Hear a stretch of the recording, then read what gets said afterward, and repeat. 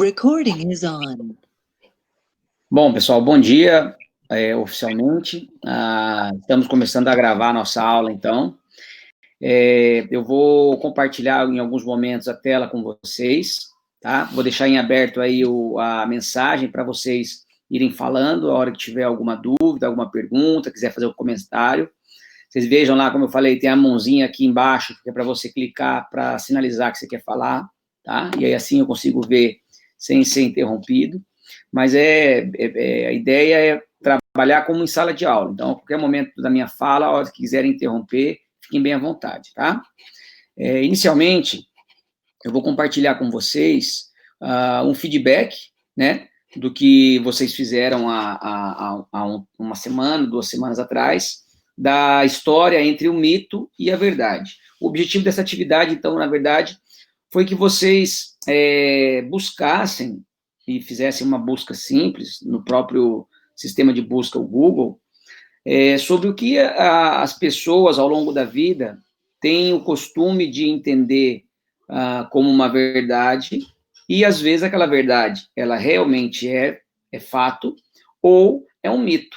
Então, vocês trouxeram vários exemplos lá, né? Tinha exemplos que eu nem conhecia, de histórias que a gente ouve dos avós, dos tios, de pessoas mais velhas, ou dependendo da região onde você mora, é uma cidade uma cidade menor, você, às vezes, tem algumas historinhas que você escuta, e, às vezes, você questiona aquilo, ou você acredita naquilo piamente, e reproduz aquilo para os filhos, para os irmãos, para os sobrinhos.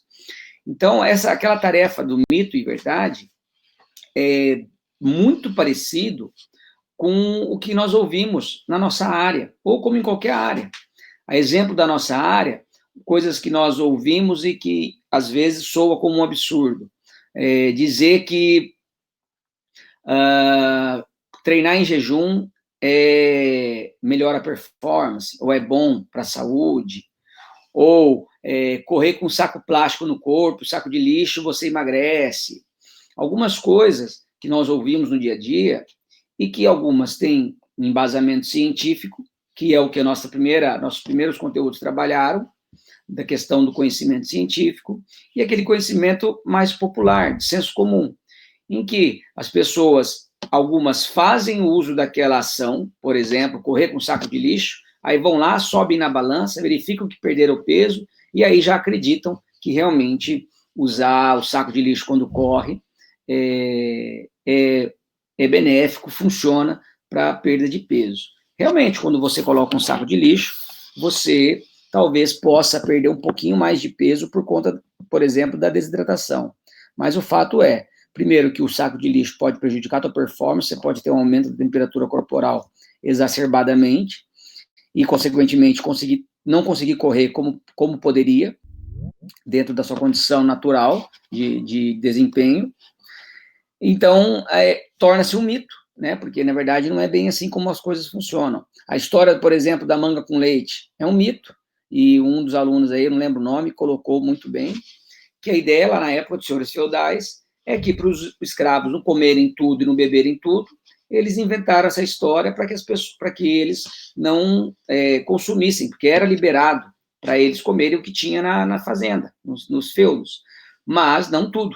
Então, criou-se essa história ao longo do tempo para poder diminuir o consumo desses dois alimentos. Mas, então, é mito, né? Na nossa área, quando vocês estiverem trabalhando, seja na escola ou fora dela, vocês vão ver ao longo da carreira de vocês, que vocês vão ver muitos absurdos. E, para saber se é um absurdo ou não, nós precisamos estar diariamente em contato com o conhecimento científico. O que é esse conhecimento científico? É aquela informação produzida na nossa área, e como em qualquer outra área, em que tem um histórico de base científica, tem um respaldo na literatura. Hoje, você, por exemplo, pegar uma revista sem característica científica, você pode ler a revista. Porém, tome cuidado com as informações nela contidas, porque nem sempre elas estão baseadas no conhecimento científico. Vou dar um exemplo do que a gente está vivenciando hoje. Tem alguém com o som aberto aí, microfone aberto. Por exemplo, você veja hoje aí, a condição do coronavírus. Algumas entidades, eu nem vou dizer entidades, algumas pessoas têm advogado aí o uso da cloroquina. E aí tem sido dito o seguinte, cuidado, não é bem assim. Não é bem assim o uso da cloroquina. E qual é o argumento que eles têm utilizado? Não há evidência científica. Não sei se vocês já ouviram esse termo aí algumas vezes aparecendo na televisão, em reportagens. Então, para se tomar uma decisão entre usar um medicamento, entre fazer um exercício de uma forma correta, entre orientar uma dieta, entre orientar uma conduta de fisioterapia, precisa haver um embasamento científico. Precisa haver comprovação na literatura até aquele momento. Então, geralmente, a gente olha para trás, né? Por exemplo, nós estamos em 2020. Então, as produções que existem em 2020 e o que tem sido produzido, o que foi produzido nos anos anteriores, para você saber se realmente aquela conduta do seu treino, ela é baseada em evidência científica, ou se realmente aquele tipo de exercício que você está prescrevendo, ele funciona. Hoje, se alguém aí no grupo inventar uma modalidade de exercício diferente, qualquer que seja ela, e aí começa a vender essa modalidade, essa prestação de serviço. Para essa pessoa dizer que aquela modalidade de exercício nova, ela é benéfica para a saúde, precisa de várias coisas acontecendo. Por exemplo, essa nova modalidade, ela precisa ser testada. Então, precisa formar, por exemplo, um grupo que vai treinar essa modalidade. Esse grupo vai ser submetido à avaliação, por exemplo, peso, quantidade de gordura corporal, agilidade, coordenação, mobilidade, qualquer situação que vocês queiram medir.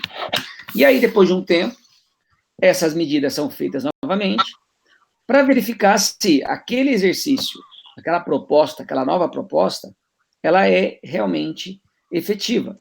E aí, a partir do momento que você criou um trabalho fazendo isso, uma ideia tentando ser comprovada, outras pessoas, outros pesquisadores vão fazer a mesma coisa, com o mesmo exercício que você está propondo, novo, e vão testar em diferentes situações, no frio, no calor, em pessoas idosas, em pessoas mais jovens, em escolares. E a partir do momento que cada um desses trabalhos vão mostrando, olha, realmente funciona, é melhor para isso, é melhor para aquilo, ou não muda nada a pressão arterial, ou não perde peso. A partir dessa junção dessas diferentes informações, é que você consegue, a partir daí, ter o que a gente chama de evidência científica, que realmente aquilo funciona. Quando é uma coisa nova, que está sendo testada, por exemplo, a cloroquina, que em alguns momentos parece ter funcionado, eu não li os trabalhos, isso se chama um indicativo. Significa que, olha, tem potencial, mas não significa que é fato, que é uma evidência, que não foram testadas em várias pessoas. Então, hoje, nós temos que ter muito cuidado quando nós pegamos uma informação e a propagamos para os demais. Por quê? Porque tem coisa que é indicativo, que talvez funcione com um, mas não funcione com o outro, e tem coisas que são as evidências. O ideal é sempre trabalhar com a evidência, tá? Em qualquer área do conhecimento. E na nossa não é diferente. Então, quando a gente discute o conhecimento científico, conhecimento comum, o indicativo, apesar de ser um conhecimento científico, ele tem mais proximidade, às vezes, com o conhecimento comum, no sentido de, olha, isso não foi comprovado. Nós podemos pegar um exemplo de um conhecimento comum e testá-lo para ver se é verdade. E eu acho que eu dei até talvez um exemplo no vídeo, não recordo bem, mas se não dei eu vou falar agora. Quem faz agora um bolo, qualquer receita que seja de um bolo, você lá tem todo o modo de preparo. Aí, esses dias, inclusive, eu fiz essa pergunta. No modo de preparo, estava lá passo a passo naquela ordem. Primeiro os ovos, depois não sei o quê, depois o óleo, depois a farinha, e por último o fermento. E aí eu, por ter sido a primeira vez que eu fiz, eu mudei a ordem sem querer. Eu fiz tudo junto. Eu não respeitei a ordem do modo de preparo. Final das contas, o bolo saiu. Ficou bom. Agora, eu não tenho certeza se ficou como deveria ficar se eu tivesse seguido a ordem. Nessa condição, o que eu precisaria fazer? Precisaria fazer de novo o bolo, mas agora respeitando a ordem do modo de preparo contido na receita e comparar o que eu fiz seguindo a ordem, comparando com o que eu fiz sem ordem. Se o produto final, os produtos finais ficarem diferentes, se esse é o modo correto, orientado, significa que talvez mexer na ordem das coisas atrapalhe a qualidade do produto. Então, é um conhecimento comum fazer o bolo, pensando nisso, mas eu posso torná-lo, de certa forma, científico a partir do momento que eu começo a colocar um rigor metodológico. Outro exemplo, eu poderia muito bem manipular, se são 4 ovos, eu vou colocar 3 ovos. Na receita que eu fiz, eram 4 bananas, era um bolo de banana. Eu coloquei 5. Não explodiu o bolo na forma. Eu consegui comer o bolo, aparentemente estava gostoso, não tinha nenhum sinal de, assim, pessoalmente, um bolo diferente, ou estranho, ou ruim. Agora, será que se eu tivesse colocado 4, ele teria só 4 bananas, como diz a receita, teria ficado diferente? Teria ficado melhor ou pior? Então, esse é um exemplo simples de que, muitas vezes, o conhecimento de senso comum, ele pode ser transformado, entre aspas, em um conhecimento científico. É lógico que eu estou dando um exemplo muito simples, muito raso, muito superficial, mas a ideia é mostrar para vocês que, quando a gente fala de conhecimento científico, você não precisa necessariamente estar pensando, que é um exemplo que eu sempre dou, de que você tem que trabalhar para a NASA, que você tem que estar de jaleco branco, de que você tem que ter equipamentos da NASA, equipamentos de última tecnologia. O conhecimento científico, ele pode estar no nosso dia a dia. Eu, por exemplo, trabalhei alguns anos em academia de musculação e ginástica. Aquele local de trabalho, qualquer que seja a academia, é um local extremamente rico para você fazer ciência. Porque lá você tem diversas pessoas de diferentes qualidades, diferentes características, treinando diversas modalidades. Seja lá, tem aula de ginástica, tem aula de dança, tem aula de natação, hidroginástica, musculação, tem grupo de corrida, de alongamento, de yoga. Você tem pessoas fazendo a execução de diferentes programas de exercício físico. Dentro disso, você tem uma amostra muito grande de um monte de coisa. Você pode testar, por exemplo, o que é melhor? Correr primeiro, fazer atividade aeróbia, ou fazer a musculação? O que é melhor? Fazer 4 séries de um exercício, ou 3, ou 2? O que é melhor? Treinar 30 minutos sem parar, ou fazer o treino de 1 hora com intervalos? São várias situações no seu dia a dia profissional, isso pensando que para quem for trabalhar, por exemplo, com bacharel, mas na escola da mesma forma. O que nós podemos fazer na escola? Será que o modo trivial de trabalho, trabalhar as modalidades esportivas, tem o mesmo efeito na saúde das crianças, na cognição das crianças, se nós trabalharmos outras modalidades, a exemplo da dança, da ginástica, de lutas?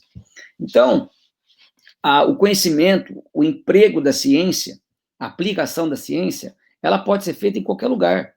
Pode ser feita na beira do campo de futebol, numa quadra de vôlei, em uma escola, na quadra de areia de um vôlei de praia. O conhecimento, ele não tem limite. É claro que quando você tem uma estrutura toda a seu favor, desde equipamento, equipe de trabalho, local ideal de avaliação, por exemplo, se é uma medida que precisa de uma sala com ar-condicionado, com uma ventilação adequada, se é um lugar que você precisa que tenha silêncio, tudo isso pode melhorar a qualidade do seu trabalho, da sua ciência, da sua pesquisa. Mas, mesmo você lá no pasto, igual, por exemplo, pessoas que trabalham com animais, muitas vezes fazem coleta na beira na beira da estrada, dentro do pasto. E aí, levam um animal para dentro de um lugar confinado? Não. Fazem a coleta em campo. Então, a ciência, ela pode estar em qualquer lugar. E ela pode ser uma ciência bastante robusta, complexa, que depende de equipamento, que depende de tecnologia, e pode ser uma ciência relativamente simples, mas que traga uma informação, um produto importante e para uso da sociedade. Porque nós fazemos ciência, as pessoas que fazem ciência, elas fazem em pró da comunidade. Por que, por exemplo, o professor Matheus estuda musculação, HIIT, exercício físico no caso, com mulheres de meia idade e idosas? Porque eu estou testando diferentes situações de treino, diferentes condições de treinamento, para a saúde, de maneira geral, para a qualidade de vida, daquelas pessoas que estão fazendo o treinamento. Para saber se é melhor treinar de manhã, exemplo, treinar à noite, treinar picado, metade de manhã e metade à noite, se é melhor treinar 2 vezes a semana ou 3, se é melhor treinar todo dia, se uma vez por semana resolve. Diversas respostas que nós procuramos dar para a comunidade. Porque vai chegar uma pessoa lá na escola, por exemplo, o que é melhor fazer? É melhor fazer 3 aulas seguidas de educação física ou uma aula 3 vezes por semana? Pode ser uma análise simples, mas se você colocar um rigor metodológico, passa a ser um conhecimento. Se esse conhecimento contribui para a aplicação na prática profissional, ele pode ser considerado conhecimento científico, desde que respeite, que é uma coisa que a gente vai falar no futuro breve, as condições para se caracterizar uma ciência, uma pesquisa. E tem todo um trâmite para isso. Não é você sair fazendo de qualquer jeito, ir lá, fazer e achar que você produziu ciência. Você precisa fazer com rigor. Você precisa ter vários detalhes controlados e orientados para que a coisa saia com uma característica de conhecimento científico. E aí, para fechar esse assunto, vocês trouxeram o que era mito, que é verdade. E algumas pessoas ainda estão devendo. Tem a listinha, não está aqui agora, mas tem pessoas devendo ainda. Preciso que façam o envio da tarefa. Tá bom? Alguém quer fazer algum comentário em relação a isso? Senão eu vou dar prosseguimento.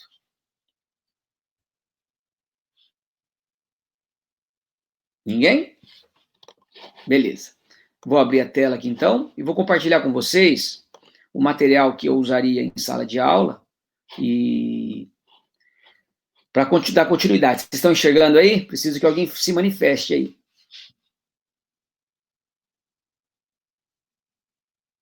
Vocês estão vendo o slide? O que está escrito no slide? Alguém pode falar para mim, por favor? Porque agora, quando eu coloco assim, não aparece vocês. Eu estou vendo. Beleza, então. Isso. Tudo isso que nós falamos de conhecimento científico, no país, no Brasil, existem o que nós chamamos de órgãos, entidades, que coordenam todas essas ações. E não só na nossa área da educação física, em qualquer área. Na veterinária, na medicina, na terapia ocupacional, na fisioterapia, em qualquer profissão.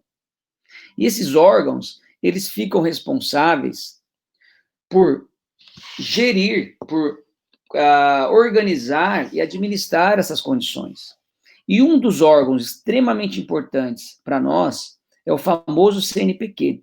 Imagino que talvez alguns de vocês já tenham ouvido falar, especificamente nessa época de pandemia, em que eles colocaram até editais, o CNPq divulgou editais, né, ou edital, com verba para poder fomentar, dar subsídio financeiro para serem desenvolvidas pesquisas com a Covid-19.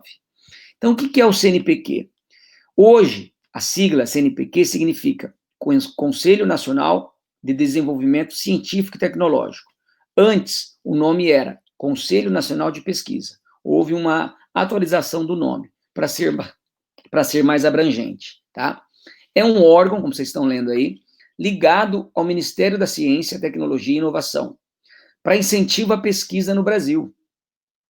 Ele foi fundado 15 de janeiro de 1951 e é considerado uma das instituições mais sólidas na área da investigação científica e tecnológica entre países de desenvolvimento e tendo seu objetivo principal, fomentar a pesquisa.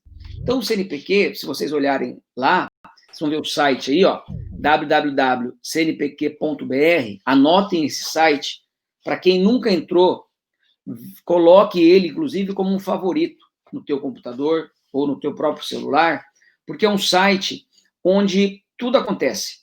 É o site onde todas as informações sobre pesquisa no país saem. Então, eu sempre falo isso para os alunos no primeiro dia de ano, né? Primeiro dia de aula, nos primeiros dias de aula.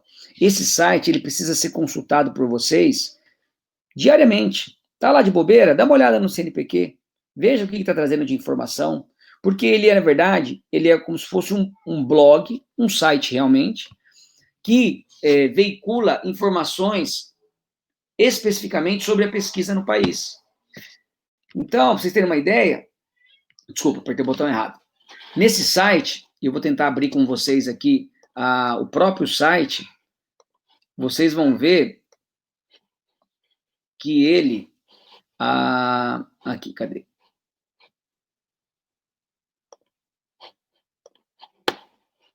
Estão vendo aí o site agora?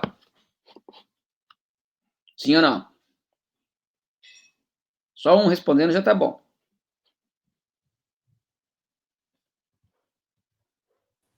Estou vendo. Beleza. Olha lá, www.cnpq.br. O que eu solicito de tarefa para vocês? E muito simples, tá? Entrem no site. Entrem, sejam curiosos. Eu sempre falo, aquele bom pesquisador é aquela pessoa que ela é minimamente curiosa. Ela vai atrás, ela fuça, ela lê, ela busca. Precisa ser. E quando eu falo pesquisador, gente, não é virar o pesquisador... às vezes tem gente que não quer ser professor, doutor, mestre, mas quer ser um bom profissional. Um bom profissional hoje em qualquer área, em tese ou em geral, ele precisa estar atento às informações da área dele, atualizado. Então, esse é um site, por exemplo, que principalmente vocês, enquanto graduandos, vale a pena ter contato diariamente, acessar o site, se não 2, 3 vezes a semana, todos os dias. Porque é onde ocorrem, onde veiculam as principais informações. Exemplo, você quer saber de festa, onde você vai?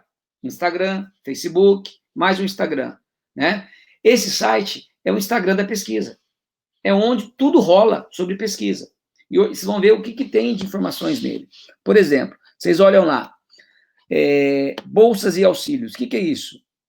Quando você clica aqui, você vai ver que ele dá a oportunidade de você verificar quais são as modalidades de bolsa, por exemplo, que existem no país.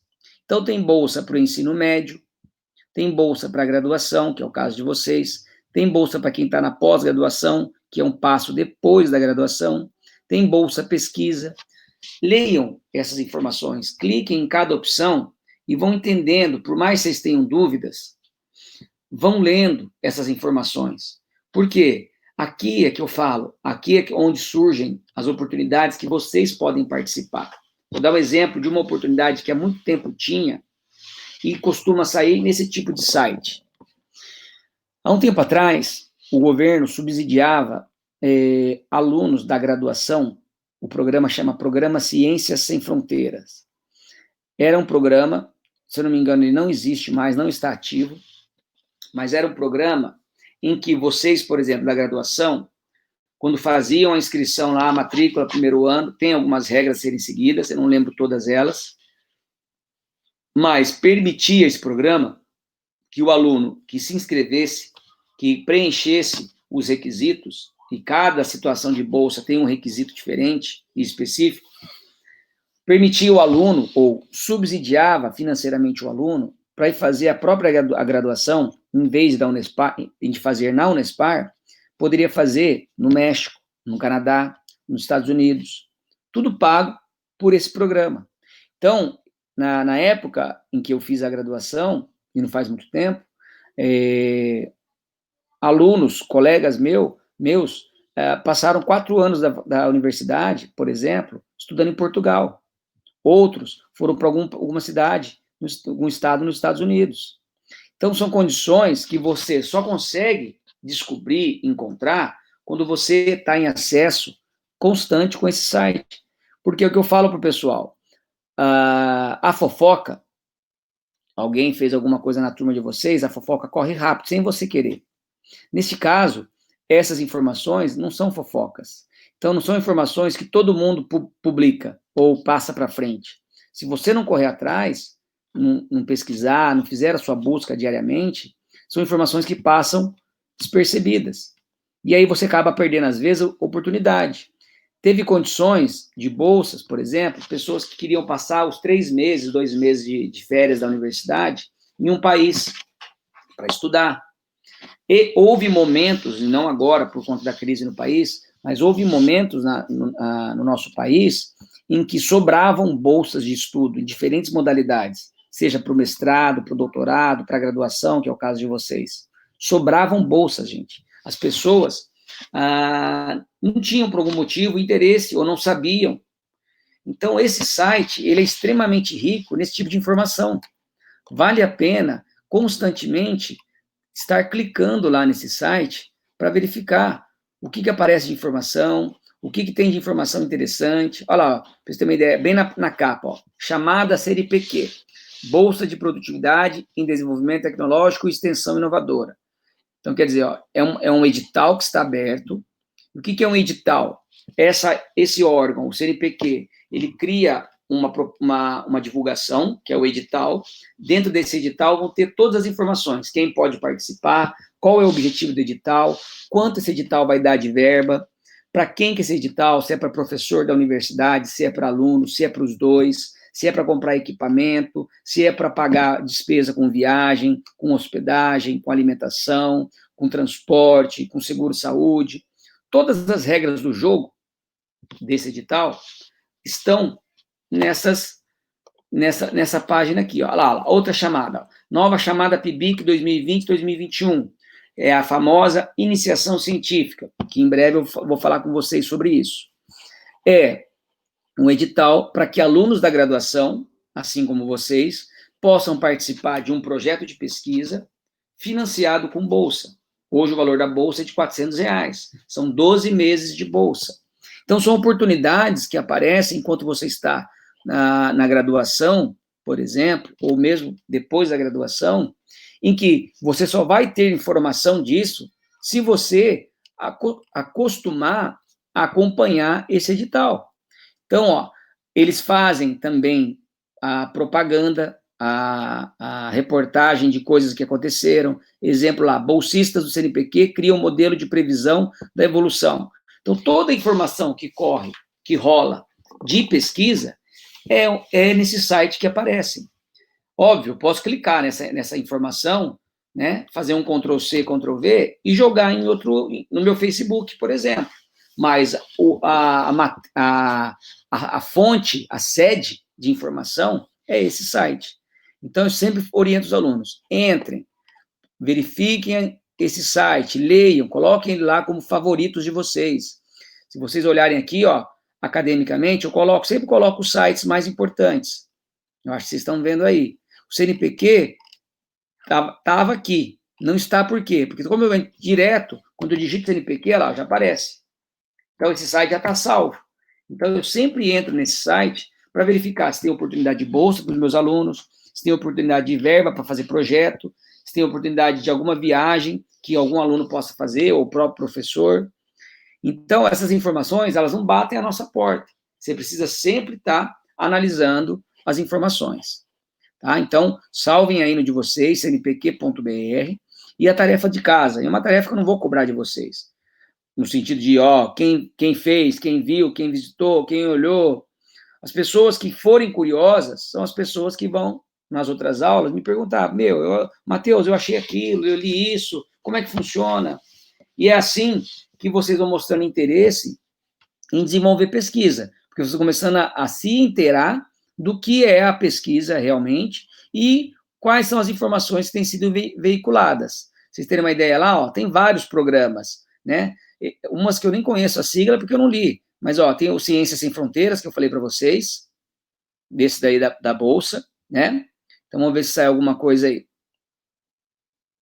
Ó, acesse o site do Inglês Sem Fronteiras com oportunidades para vários perfis. Nunca abri isso aqui, tá? O que é isso? Provavelmente para fazer prova de inglês ou capacitação em inglês. Eu não li, tem que ler. Então tem que fuçar o site, tá? Tem que entrar no site e verificar o que é cada informação. Tem coisas que eu não sei, porque às vezes eu não me interesso, eu não leio. Mas o que precisa ser feito?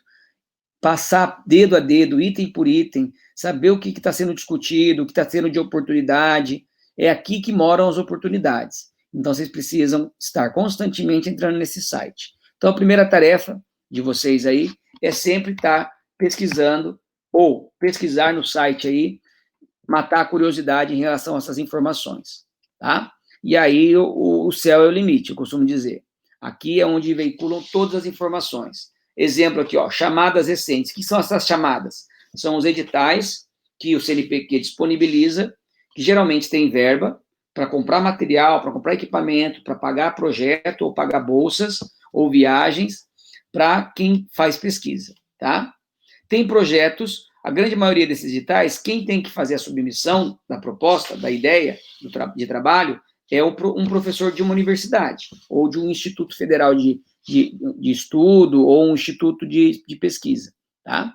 Mas, geralmente, tem proposta em que o professor pode ganhar bolsas para dar para alunos, dar no sentido assim, escolher os alunos dentro de critérios específicos que o professor cria, ou o próprio edital já emite, para que ele tenha uma equipe que receberá essas bolsas para poder fazer a pesquisa. A última edital mais recente que o CNPq lançou foi sobre o coronavírus. Então, é verba para propostas, ideias de trabalho que busquem soluções para a pandemia. Beleza? Vamos voltar lá, então. Se alguém tiver alguma pergunta, deixa eu ver, já mandaram alguma coisa aqui, ó. Vamos ver. Ah, tá. Eu vou colocar o site aqui na conversa, tá? Para quem não está ouvindo, ó. Fazer consulta. Pulsei no site. Ok?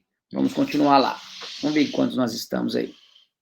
Será que caiu tudo isso de gente? Só estamos nós 4, nós 5? Vamos lá. Continuando.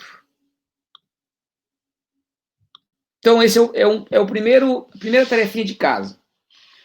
Talvez nenhum de vocês conhecesse, por estar no primeiro ano. Talvez um ou outro ouviu por curioso, ou está acompanhando as reportagens por conta da pandemia, e acabou ouvindo falar desse órgão. O segundo, que não menos importante, é a famosa CAPES, que é a Comissão de Aperfeiçoamento de Pessoal de Nível Superior. É uma agência também governamental, vinculada ao Ministério agora da Educação e da Cultura, diferente da outra, que é da Ciência e Tecnologia, que tem como objetivo promover a expansão, a consolidação dos cursos de pós-graduação estrito sensu, ou seja, dos programas de mestrado e doutorado em todo o país. É a CAPES que autoriza a abertura de novos cursos de pós-graduação e avalia os cursos em funcionamento. Então, eu vou fazer uma fala breve do que é esse mestrado, desse doutorado, que às vezes, para quem está no primeiro ano, ou mesmo quem está na graduação, pensa que quem faz mestrado e doutorado só pode ser gênio ou está longe da minha realidade. E vocês vão ver que, pelo que eu vou falar para vocês, não é bem assim, tá? Vocês estão na graduação, correto? Passou o vestibular, entraram na graduação no curso de Educação Física. No nosso curso, vocês têm 4 anos para se formar, né? Pós essa graduação, a hora que vocês terminam a graduação, vocês têm algumas opções de caminho, em termos profissionais. Vocês podem trabalhar, ir para uma escola, vou até interromper um pouquinho aqui. Vocês podem ir para a escola, correto? E dar aula, que é o foco da licenciatura. Ou vocês podem seguir um outro caminho, que é o caminho que a gente chama de carreira acadêmica. O que seria isso? Vocês procurariam alguma universidade do país ou fora do país. No caso hoje, a Unespar, nós não temos programa de mestrado e doutorado em educação física. Na Unespar Paranavaí, nós temos o programa de mestrado em educação, formação de professores. E aí você procura uma universidade que tem um programa, por exemplo, eu vou focar na educação física. Hoje, próximo de Paranavaí, vocês têm a UEL, em parceria com a UEM, que é um programa de mestrado e doutorado, do qual eu faço parte hoje, tá? Como professor. Então, como que funciona para fazer um mestrado, para fazer um doutorado? Primeiro, acabou a graduação, você vai procurar este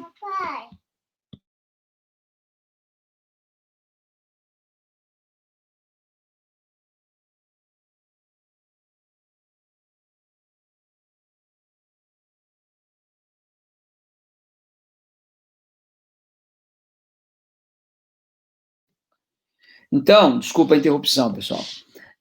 Você vai procurar um programa, tá? Que tenha programa de pós-graduação. Então, por exemplo, eu dei o exemplo da UEL e da UEM. Mas vamos imaginar que a Unespar tivesse um programa de pós-graduação em educação física, tá certo?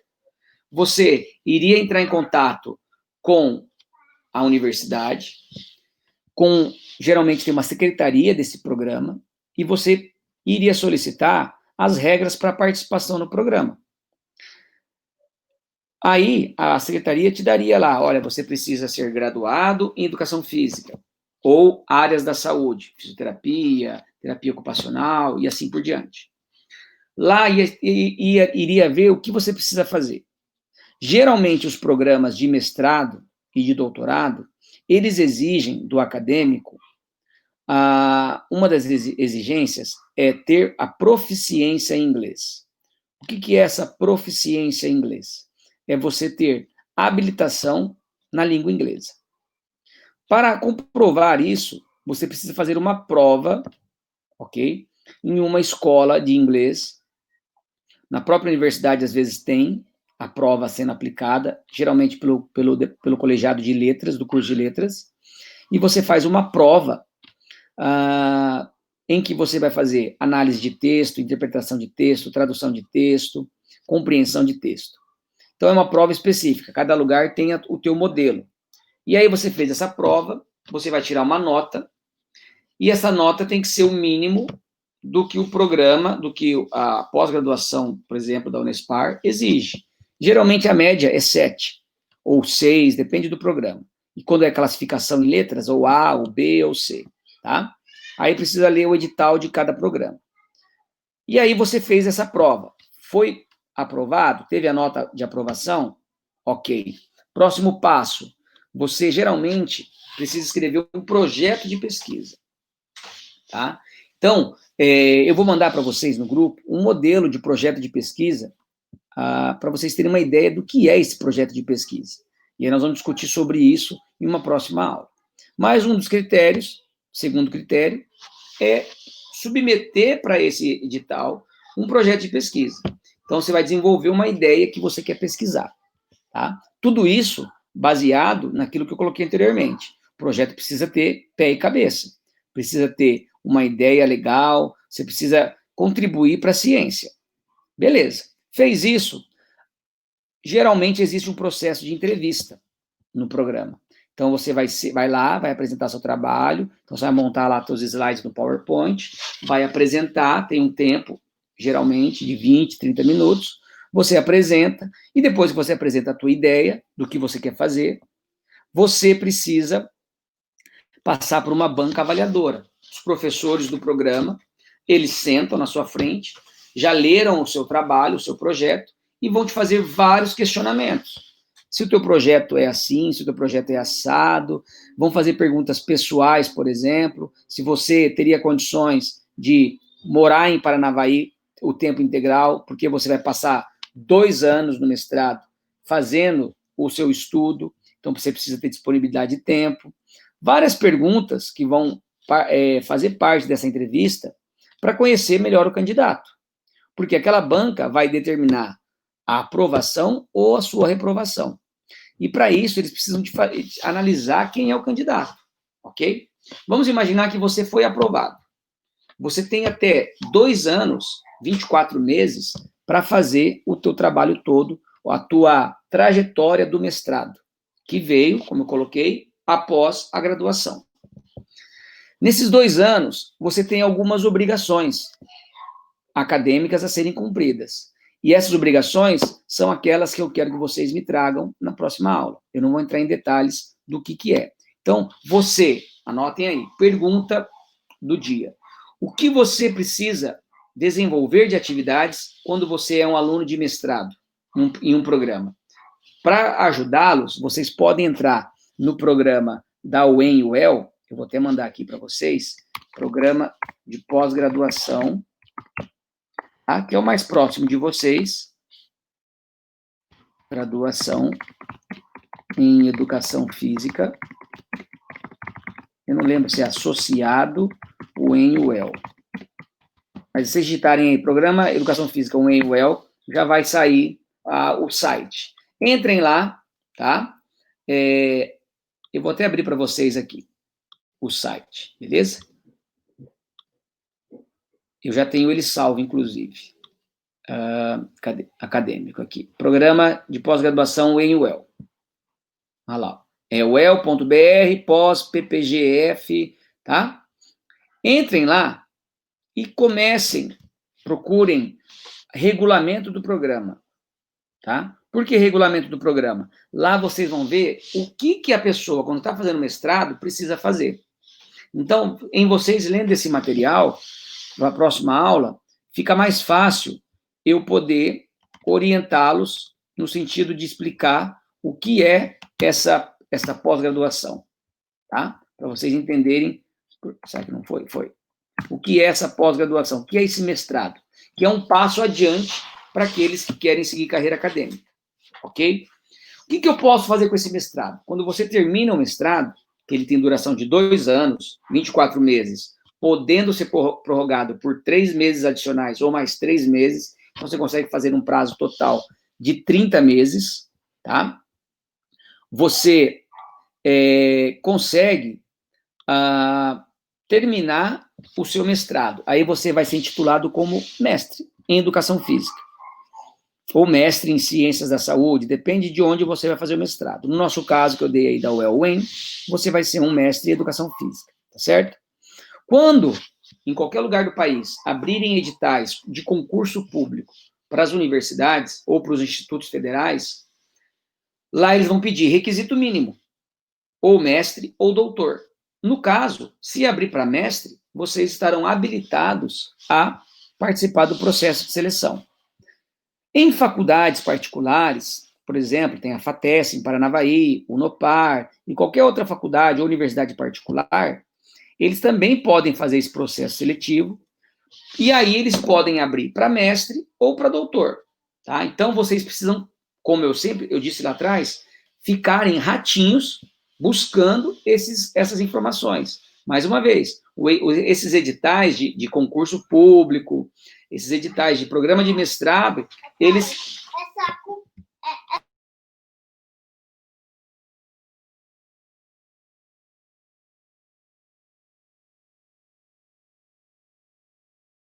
Esses editais, eles precisam ser buscados diariamente. Eles não caem do céu. Vocês precisam estar em constante contato com esses sites, por exemplo, que eu mandei para vocês, para que vocês possam ter condições de fazer a leitura e falar, olha, serve para mim ou não serve. Vou dar um exemplo. Concurso de prefeitura, qualquer cidade, para a escola.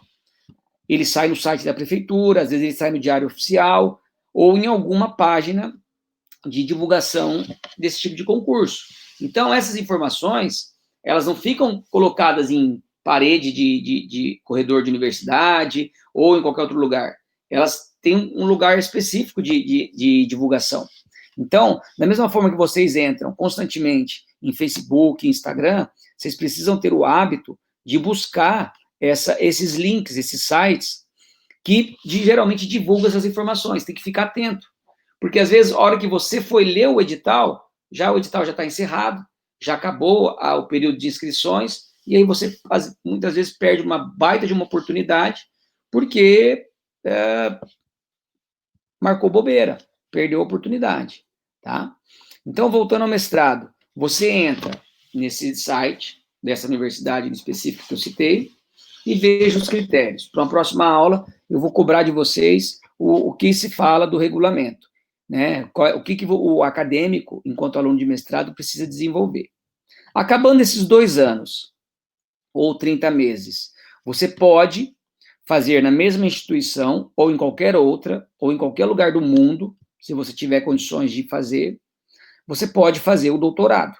O doutorado é um upgrade, é um passo a mais na tua carreira acadêmica, em que você tem aí até 4 anos para desenvolver o seu trabalho, ok? Para isso, você precisa, de novo, buscar um programa de pós-graduação e aí eu vou ficar restrito ao exemplo da UEM-UEL, mas pode ser qualquer um, em qualquer cidade do país ou fora dele, para que você veja quais são as regras para participar.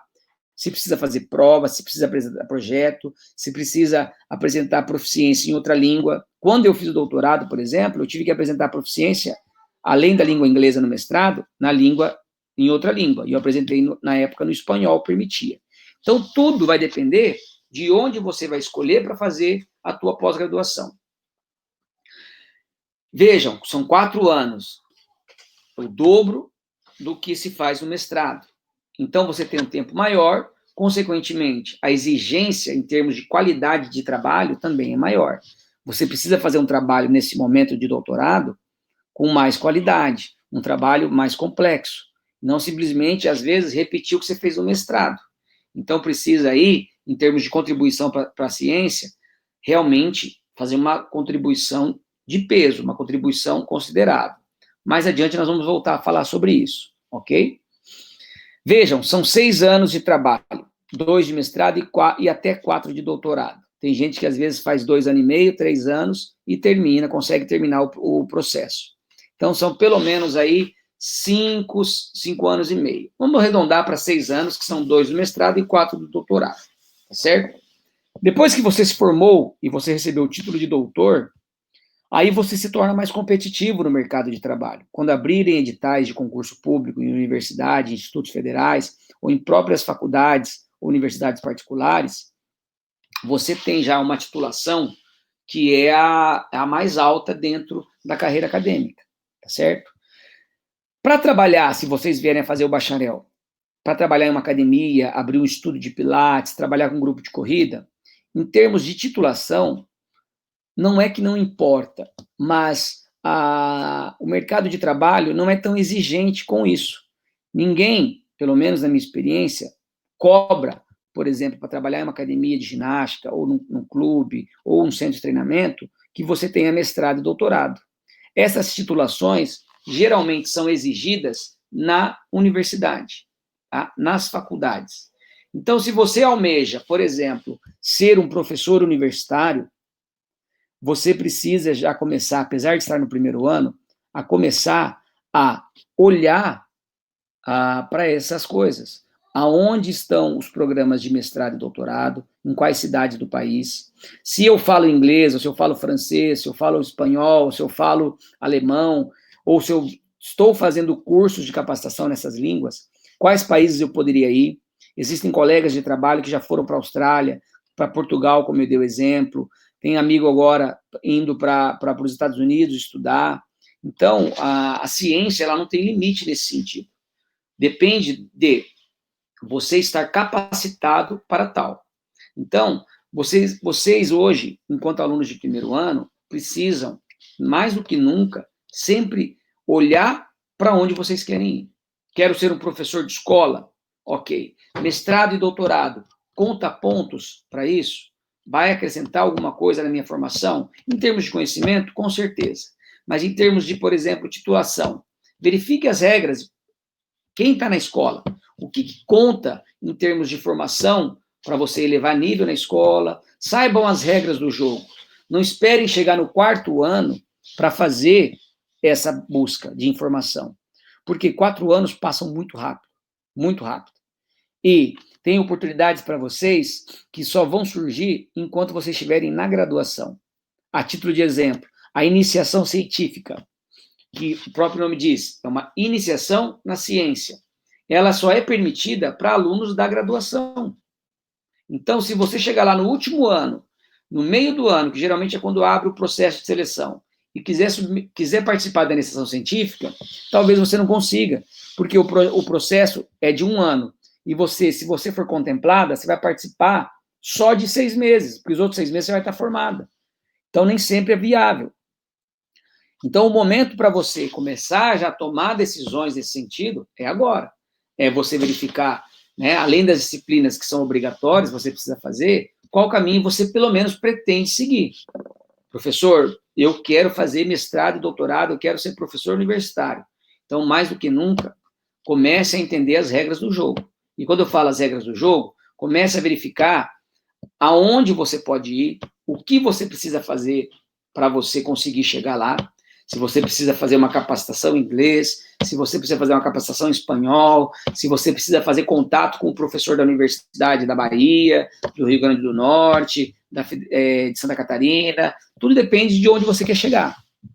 Eu tenho colegas de trabalho que estão espalhados pelo país. Um está em Aracaju, em uma universidade federal, outro está em Santa Catarina, outro está no Rio Grande do Norte, outro está no Mato Grosso do Sul, vários locais do país, porque foram onde abriram as oportunidades de trabalho e eles estavam preparados academicamente para participar do processo. Já tinham feito mestrado, já tinham feito doutorado, tinham um currículo competitivo, porque hoje, mais do que nunca, de maneira geral, o mercado está extremamente competitivo, então as pessoas têm estado bastante capacitadas, então não é qualquer Zé Mané que entra em um concurso público, seja na escola, seja na área acadêmica, então precisa se preparar, e o momento é agora, não dá para esperar chegar no 4º ano, 3º ano, para se preparar, tem que começar desde já. Então, retomando, tarefinha, leiam, busquem, analisem o site do CNPq e analisem o site da pós-graduação em UEL, especificamente o regulamento, quais são as atribuições de um aluno de mestrado, tá? Depois a gente avança para o doutorado. Tudo bem? Vamos lá, mais um pouco a gente finaliza, ok? Continuando nossa aula.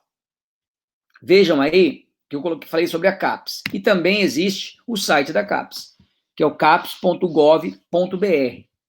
E aí eu vou abrir para vocês aqui o próprio site. Vamos lá. Olha lá, CAPES, já está salvo, inclusive. Da mesma forma, é um site que vale a pena estar entrando rotineiramente. Olha lá, abertas as inscrições para o Prêmio CAPES. Tudo que rola de pesquisa no país, edital, como eu falei para vocês, pós-graduação na Amazônia, estudo possibilita, tudo que tem de informação, abre aqui, tá?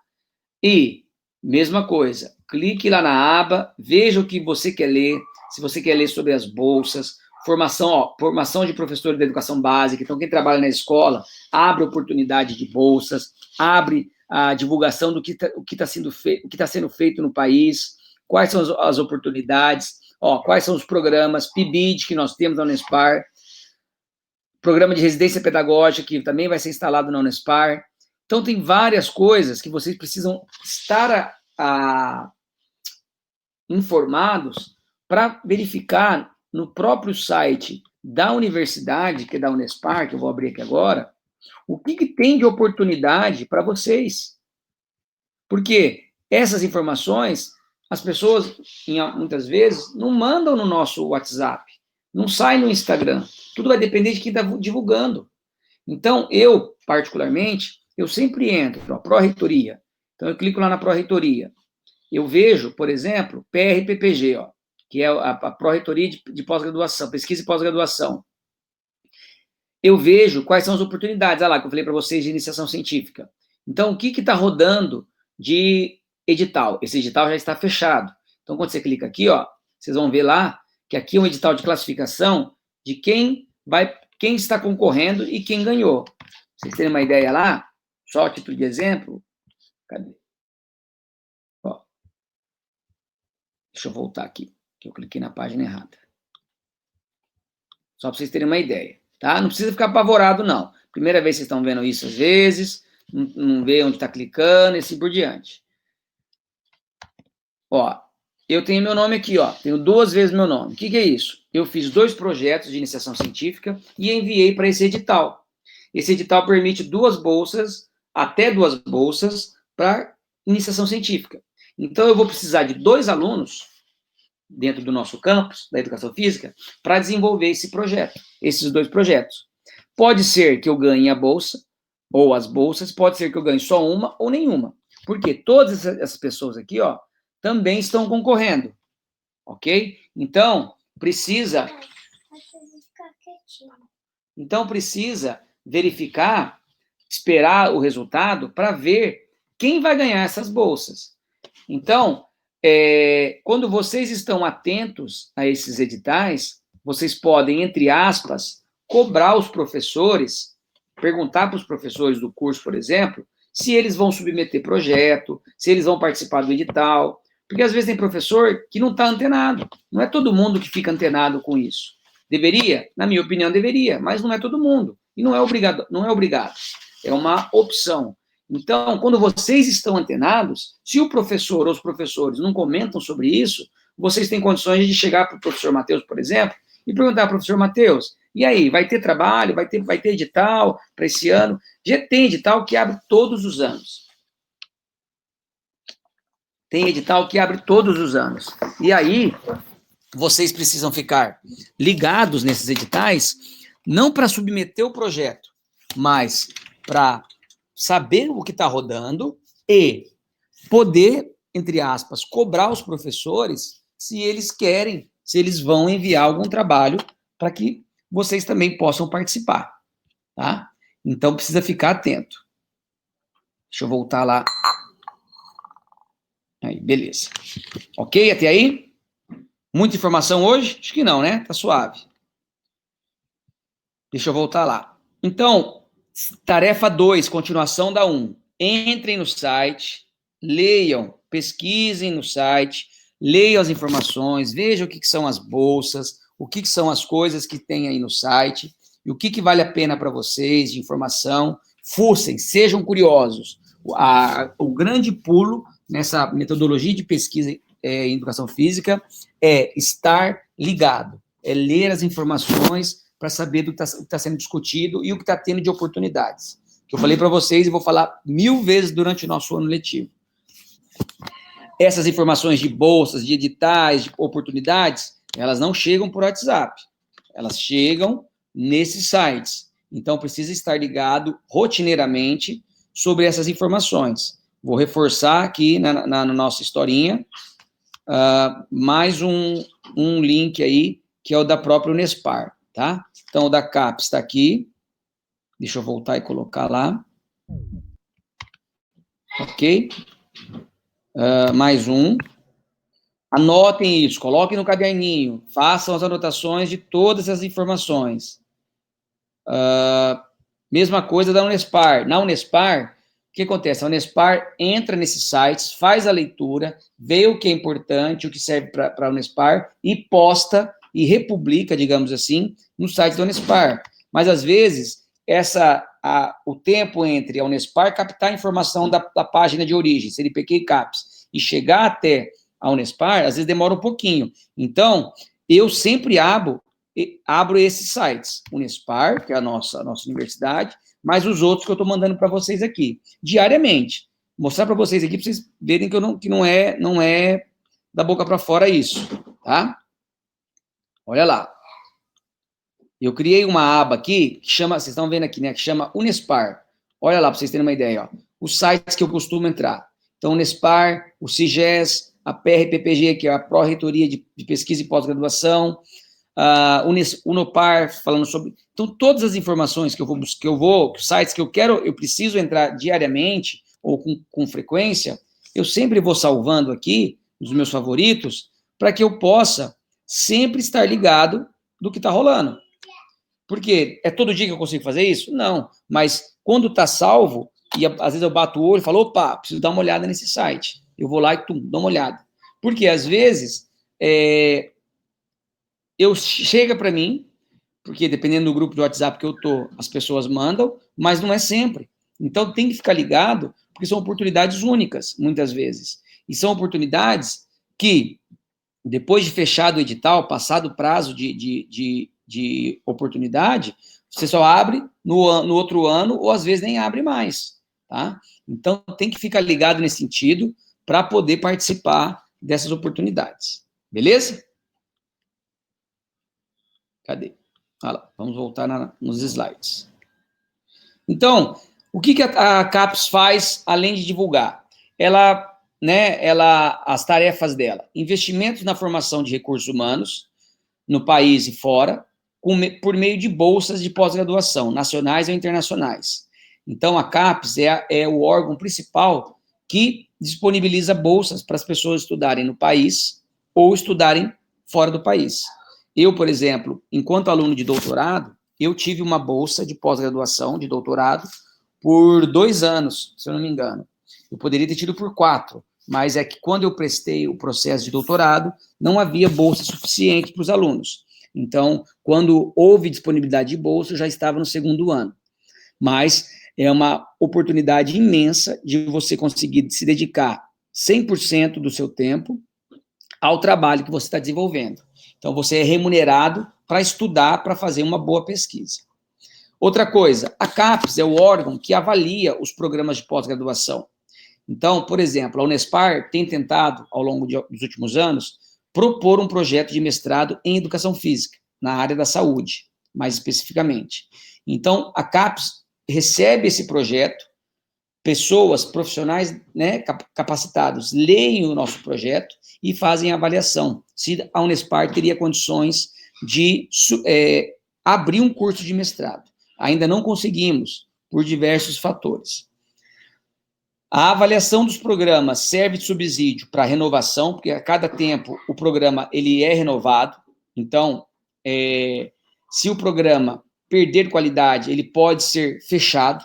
Então, a CAPES tem vários critérios que eles fazem a análise, né? E a nota geralmente é de 1 a 7. Quanto mais alto essa pontuação, melhor o programa, obviamente, e mais condições para o programa, entre bolsas, tem programas que podem, a partir da pontuação 5, podem fazer parcerias internacionais. Então, o aluno que estuda em Paranavaí, se o programa for pontuação 5, o aluno pode ir para Lisboa, pode ir para a Alemanha, pode ir para qualquer país, qualquer universidade em qualquer país, que a Unespar, por exemplo, tiver parceria.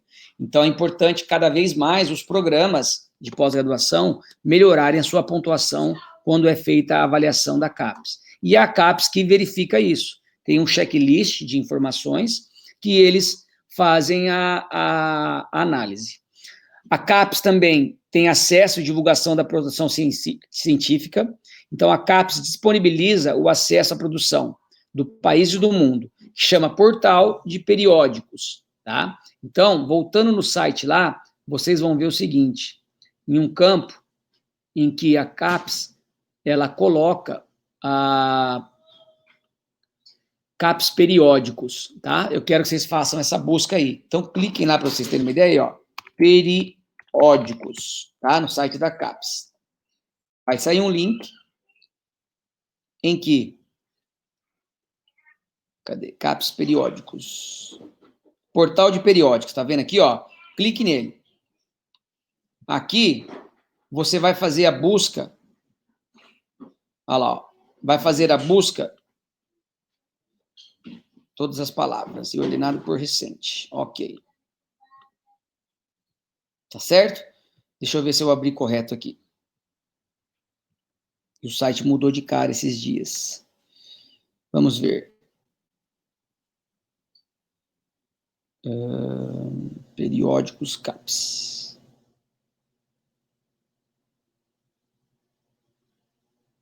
Antes ele aparecia bem na cara do gol, assim.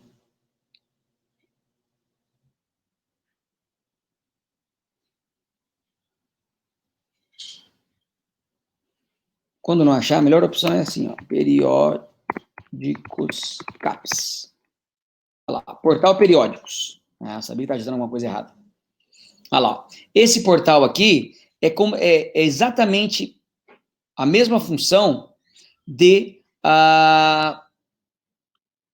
o Google Acadêmico, que eu falei para vocês, tá? Então, é uma oportunidade, é uma base de dados, é uma página na internet, uma base de dados em que você digita, por exemplo,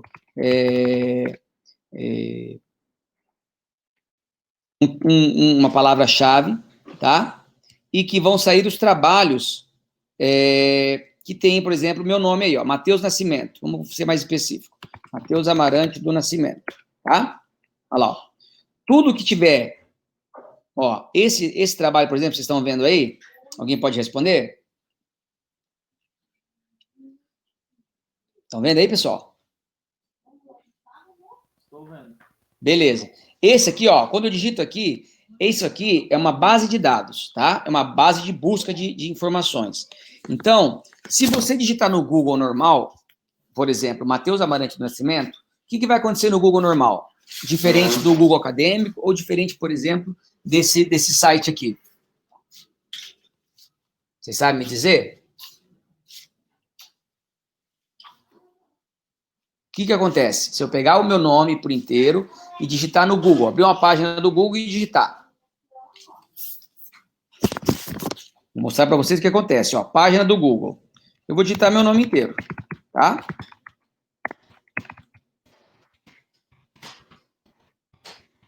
Certo? Olha lá, digitei meu nome. O que acontece? O Google não filtra, em termos de pesquisa de ciência, o Google não filtra. O Google traz tudo aonde aparece meu nome. Talvez, inclusive, imagens. Olha lá, olha eu aqui, ó. Olha eu aqui. Se alguém marcou uma foto minha no Facebook e me colocou marcou meu nome, vai aparecer eu. Olha lá, ó. Eu aqui, aqui não tem eu não. Aqui sou eu há uns aninhos atrás. Aqui, ó, uma pesquisa que a gente está fazendo com as idosas e assim por diante, tá? Então, o Google ele não filtra. Se tiver uma foto minha aqui numa boate, vai aparecer.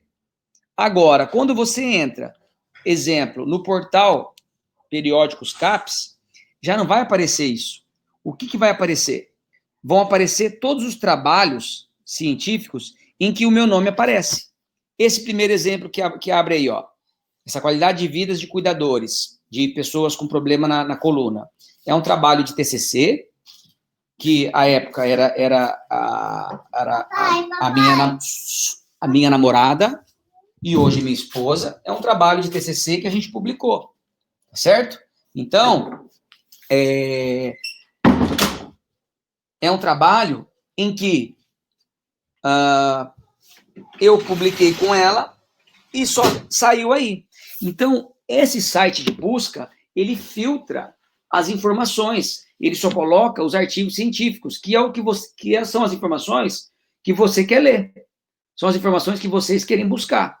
Mais adiante, ó, baixando a tela aqui, outro trabalho que eu fiz com um colega, né, um artigo científico, e assim vai. Sai tudo o que tem meu nome. E não precisa ser só meu nome. Qualquer busca. Exemplo aí, vocês que gostam de futebol, talvez. Futebol e desempenho, tá? Eu vou clicar lá para ver o que vai aparecer. Olha lá, desempenho tático, antropometria, tal, de jovens futebolistas. Então, aqui não vai aparecer blog da Luluzinha, não vai aparecer foto do Capitão América, não vai aparecer absolutamente nada. Vai aparecer somente informações de cunho científico. Então, com esse site, por exemplo, com essa base de dados, você ganha muito tempo, no sentido de você filtra as informações que você quer. Por quê? Se você coloca no Google natural, no Google tradicional, vai aparecer tudo aquilo que eu comentei. Aqui não, aqui já vai aparecer o que você quer buscar. Olha lá, ó. Já abri, inclusive, quando eu clico no link, ó, ou a página da revista, ou o próprio artigo científico, ó. Então, daí você tem que ver aonde aparece a versão PDF para baixar, ou minimamente as informações do trabalho. Olha lá, quem são os autores, se conhece algum autor, o resumo do trabalho, e assim por diante. Então, ele filtra tudo isso e te dá já o filé mignon. Então, vale a pena também salvar essa página aí, tá? Eu vou mandar para vocês aí, ó, Periódicos CAPES. Deixa eu voltar lá. Aí, mais um link aí, ó. Então, já são aí 1, 2, 3, 4, 5 links, tá? Salvem esses links, pessoal. Esses links. Não deixem para depois, tá? Precisa ficar doido, louco, acessando todo dia? Não. Mas torne um hábito o acesso a esses sites, tá? Torne um hábito. Especificamente, o de periódicos CAPES, quando vocês forem fazer as pesquisas do trabalho de vocês já têm aí um site. Além, obviamente, vou mandar aqui, inclusive, também, para ficar registrado, o Google Acadêmico, tá? Que também é um site de busca, o próprio nome diz, Google Acadêmico, tá? Vale a pena também ter ele salvo aí. Porque o botão errado, pera lá. Aí. Tudo bem? Eu gostaria de abrir agora para perguntas. Quem gostaria de fazer alguma pergunta? Seja texto ou áudio. Só uma ressalva. A gente já usou o Google Acadêmico para fazer um trabalho de basquete. Eu imaginei. O professor Sérgio ele sempre bate pesado nisso aí. Vocês usaram qual? O Google? É isso aí. Acadêmico. Então, assim, o Google Acadêmico, pessoal, assim como o Periódicos CAPES, vale a pena ter salvo na aba de favoritos de vocês. E, quando forem fazer qualquer trabalho, de qualquer disciplina, vale a pena pensar em utilizá-lo, tá? A vantagem, por exemplo, do Google Acadêmico é que você tem lá condições, quando você faz uma busca, por exemplo, vou colocar Matheus Abarante do Nascimento, de novo, tá? Eu sei que não está aparecendo para vocês aí. Só para eu poder ir falando. Na lateral esquerda, aparece lá, vou até compartilhar com vocês isso. Na lateral esquerda, aparece aqui. Tá vendo aqui, ó? Você consegue filtrar, por exemplo, o tempo que você quer, em termos de ano, que você quer fazer essa busca. Tá? Então, ó, lá embaixo, ó, incluir patentes. Eu não quero patentes, não quero citações, eu quero só trabalhos originais. Então, você consegue aqui filtrar. Eu quero dos últimos 5 anos. Eu clico aqui, ó, 4, 5 anos. Vai sair só coisinha nova. Vocês vão ver as datas, ó, 2018, 2020, 2018, 2019. Vai sair só recém. Ou, se eu quiser ser mais chato ainda, coisas mais novas, mais recentes, mesma coisa. Então, a vantagem do Google Acadêmico é que você consegue fazer isso. Quando você não faz esse filtro, joga no Google normal, você fica doido às vezes, você fica rolando tela, passando página várias vezes. E na pesquisa, o tempo, ele é crucial. Às vezes a gente senta na frente do computador, passa 4, 5 horas fazendo busca de informação, mesmo fazendo nessas bases de dados que eu coloquei para vocês, que é o Google Acadêmico e Periódicos CAPES, tem mais, que eu vou passar mais adiante. A hora que você olha o relógio e fala, nossa, já é meio-dia já. Passa muito rápido, porque você começa a se entreter, a buscar, a ler, você lê o resumo, volta, lê o texto inteiro. Então, se você joga já em bases de dados, em páginas que já são específicas para isso, você otimiza muito o seu tempo. Muito. Então, vale a pena realmente, constantemente, ter esses sites no seu favoritos. Mais alguma pergunta? Alguém? Beleza. Então, para fazermos o fechamento de hoje, tá? Eu gostaria, então, solicitar de tarefa 1 e 2. Entre no site CNPq e CAPES, ok? Leiam os sites, visitem, sejam curiosos, cliquem nos itens, veja, anote o que você achar importante, o que você achar interessante, para a gente discutir uma próxima aula. Não há exigência de campo específico que eu quero que vocês leiam, eu quero que vocês se familiarizem com esses 2 sites, se já não têm familiaridade. Outro aspecto, outra tarefa, procurem no site da UEM-UEL, que eu mandei também para vocês, o regulamento para aluno de mestrado. O que o aluno de mestrado, nos 2 anos dele, ele precisa cumprir em termos de ações, em termos de tarefas, em termos de etapas. Vocês vão ver lá que tem certinho o que o aluno precisa fazer. Na próxima aula nós vamos falar sobre isso. E terceiro, fuçem no Periódicos CAPES, vejam, ou no Google Acadêmico, vejam os trabalhos que vocês têm feito nas diferentes disciplinas,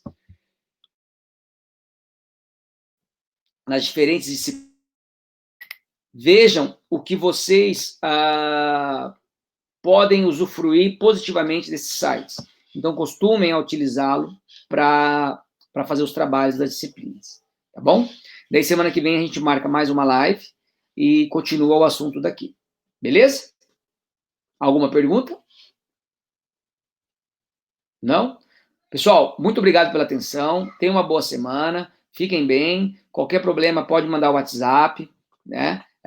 E o que a gente puder solucionar de situações aí, a gente vai solucionando. Vou parar de gravar aqui, tá certo?